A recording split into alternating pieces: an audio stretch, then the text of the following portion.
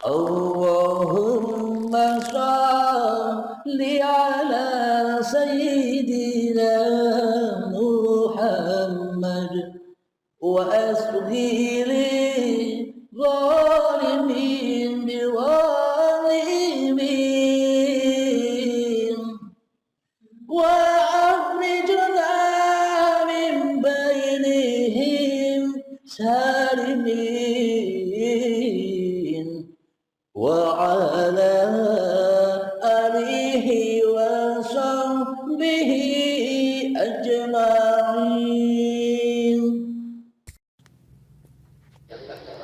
Assalamualaikum guru. Saya Pak Hamdani dari Medan ingin bertanya kepada Pak Guru bahwasanya Rasulullah dulu sebelum bertauhid dadanya kan dibersihkan dulu. Jadi bagaimana bagi kita ini yang awam, apa pembersih hatinya? Itu yang pertama. Dan kemudian yang kedua, saya sudah berlatih sebagaimana yang guru sampaikan kepada saya, bahwasanya latihan mengosongkan diri ini kira-kira sudah terasa bagi saya. Dan kemudian yang guru bilang tafakur, itu waktu tafakur itu apa yang saya ingat. Terima kasih guru. Wassalamualaikum warahmatullahi wabarakatuh. Alhamdulillahirabbil alamin. Cerita tentang Kanjeng Nabi dahulu dioperasi guna untuk pembersihan hati. Operasi di sini itu hanya sanepan saja, hanya kiasan saja, yakni operasi itu sanepannya adalah pemberian ilmu hikmah, pemberian ilmu kesadaran diri, yakni menyadari diri Muhammad ini hakikatnya diri siapa. Al-insanu sirri, bahwa manusia itu adalah rahasia. Wa ana siruhu, dan kata Allah, akulah sebagai rahasia manusia. Maknanya apa? Untuk mengetahui maknanya, marilah kita berpulang dahulu menelusuri sejarah asal usul kejadian diri manusia kita,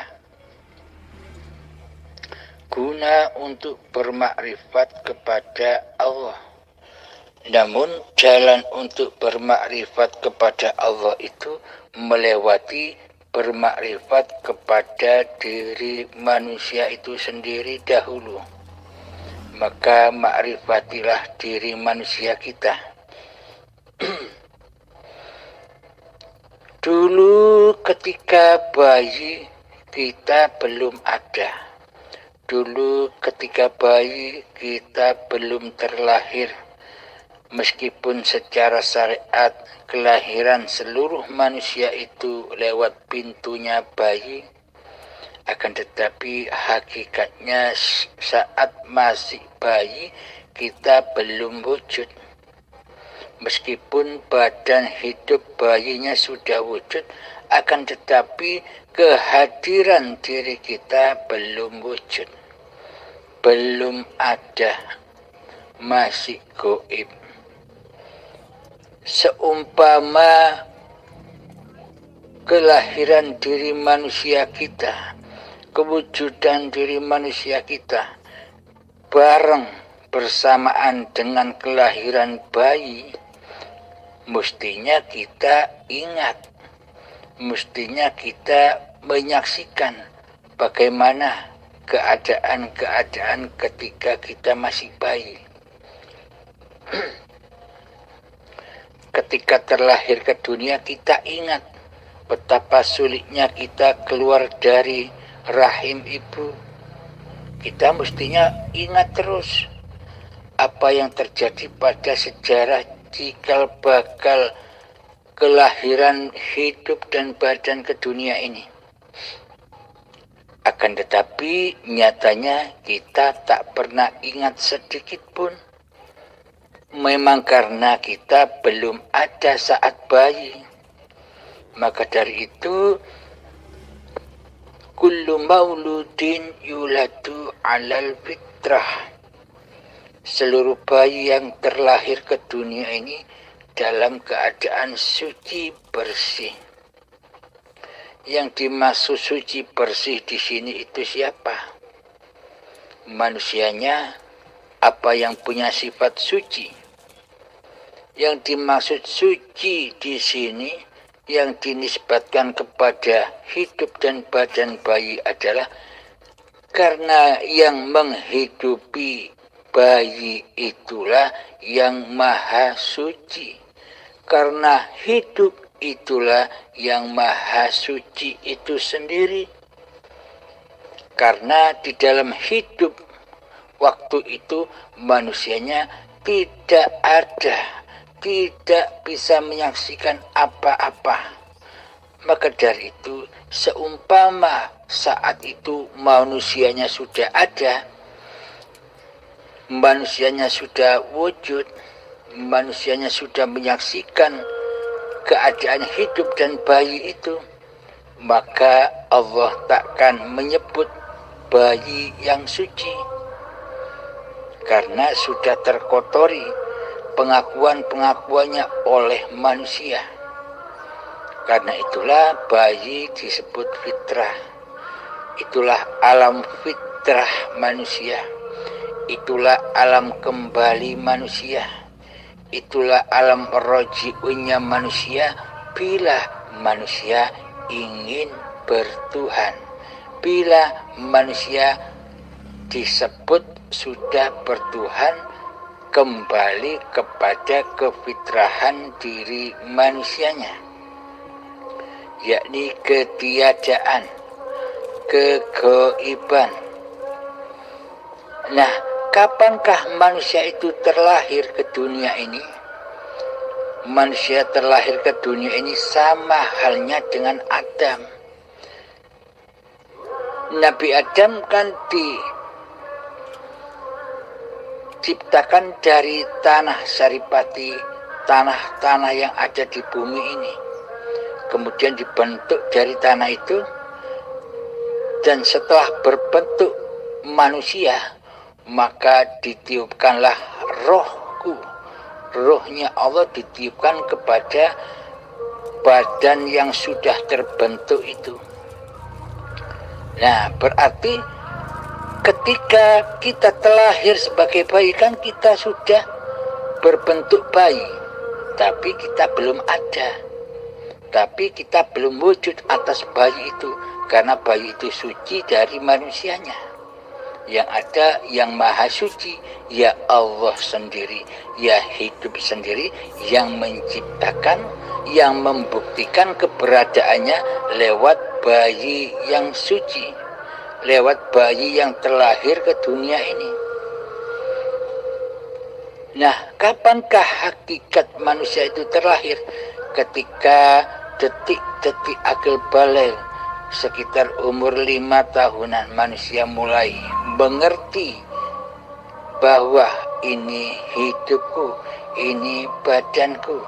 Inilah saat-saat manusia memakan buah khuldi, buah yang dilarang untuk dikonsumsi manusia, yakni buah pengakuan diri, pengakuan bahwa hidup ini yang dulunya hidupnya Allah diakui sebagai hidup manusianya, nama manusianya, hati manusianya, roh manusianya, jiwa manusianya.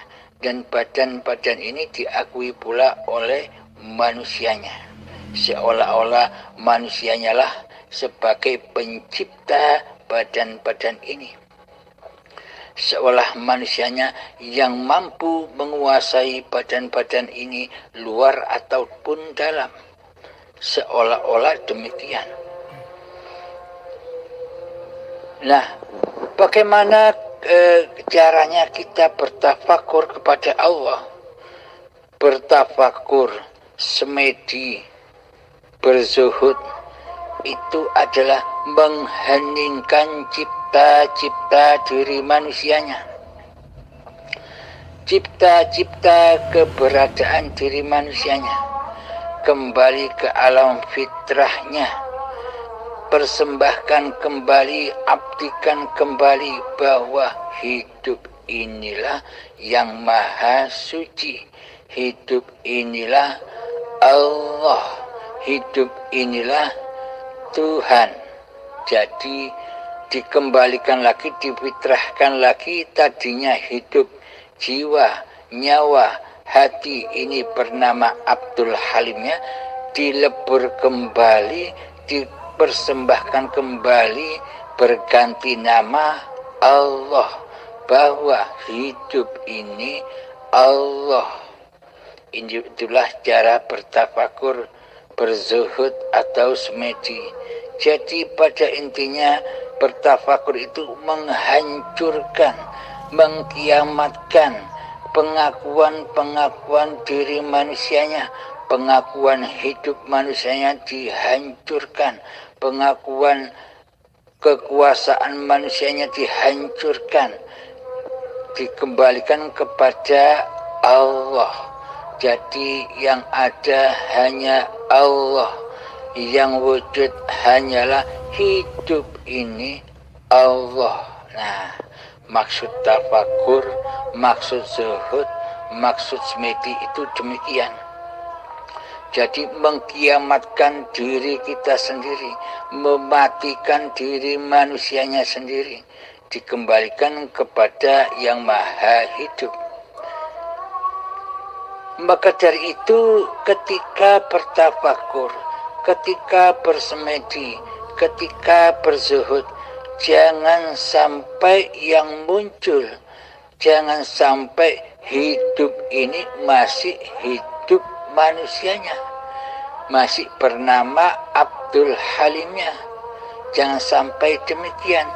Bila hal itu terjadi di dalam tafakur, di dalam zuhud, di dalam latihan zuhud itu masih manusianya yang merasa berlatih zuhud, maka selamanya tak akan sampai kepada musyahadah, selamanya tak akan sampai kepada ketajalian.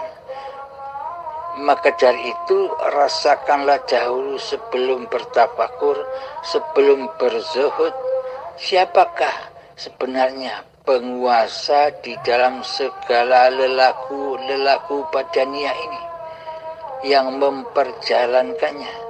Bila kita sudah menyadari apapun yang berlaku atas badan ini adalah milik hayatullah, itulah yang dimaksud zuhud, itulah yang dimaksud syuhud, itulah yang dimaksud tajalli. Jadi latihan-latihan tafakur, latihan-latihan zuhud itu bukan hanya duduk saja, duduk bersila mengheningkan cipta-cipta diri manusia. Jadi latihan zuhud itu adalah latihannya hati, bertapanya hati, heningnya hati dari nama manusianya.